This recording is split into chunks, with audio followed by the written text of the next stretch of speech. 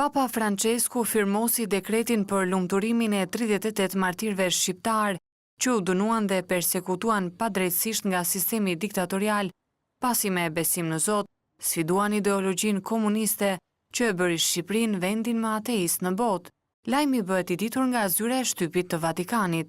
Arqipeshvi i dioqezës Shkodër Pult, Monsignor Angelo Masafra, ka dhënë edhe lajmin e shumë pritur për të gjithë shqiptarët. Të dashur vëllezër e motra, kemi pritur me kohë këtë lajm të mirë që tashti ju jap me shumë gëzim.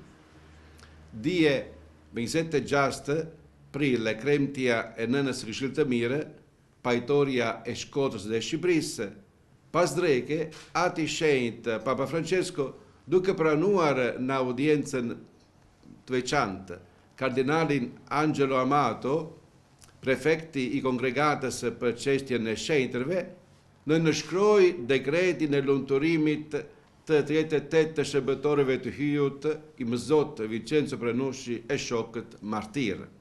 Firmosja e dekretit është akti i fundit pas itinerarit të gjatë të procesit dioqezan, rezultati të cilit është studiuar gjatë dhe miratuar si nga Komisioni Teologëve ashtu dhe i kardinalëve.